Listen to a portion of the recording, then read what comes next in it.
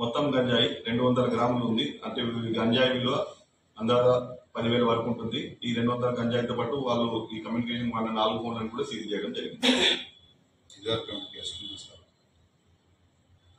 వాళ్ళ మీద వరకు ఏమైనా కేసు ఉన్నాయి సార్? గతం వీళ్ళపైన పాత కేసులు కూడా పరిశీలించడం జరిగింది. ఇంతకుముందు వీళ్ళపైన ఎటువంటి గంజాయి కేసులు అయితే లేవు. కాకపోతే ఒక వ్యక్తి పైన మాత్రము చిన్న చిన్న పెట్టి కేసెస్ ఉన్నాయి. అవి కూడా పరిశీలిస్తున్నాం.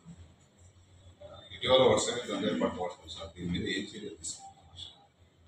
మనం రెగ్యులర్ గా ఎక్కడైతే హాట్ స్పాట్స్ ఉన్నాయో వాటిని రెగ్యులర్ గా మన వాళ్ళతో ఇది బ్లూ కోట్ కానిస్టేబుల్తో విజిట్ చేపిస్తున్నాము. ఈ ఇన్ఫర్మేషన్ కూడా అప్పుడు విజిట్ లో భాగంగానే మనకు బ్లూ కోట్ కానిస్టేబుల్ ఇట్లా సస్పిషియస్ కనబడుతున్న మెసేజ్ ప్రకారం కూడా మనం తీసుకోవడం జరిగింది.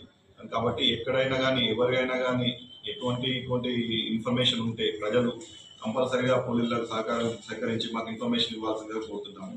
అటు ఇన్ఫర్మేషన్ ఇచ్చిన వాళ్ళ వివరాలు ఎట్టి పరిస్థితుల్లో కూడా బయటికి తెలియపరచము. ఒకవేళ మా నెంబర్ లేదు అనుకున్నా కానీ 100 కాల్ చేసినా సరే మీ నెంబర్ ఎట్టి పరిస్థితుల్లో కూడా మీ పేర్లు కానీ వివరాలు కానీ బయటికి తెలిపాము. కాబట్టి యువత సాధ్యమైనంత వరకు వాటికి ఎట్టి బస్సులో కూడా అలవాటు చేసుకోకుండా ఈ మత్తు పదార్థాలకు దూరంగా ఉండాలని పోలీసు తరఫున విజ్ఞప్తి చేయడం జరిగింది.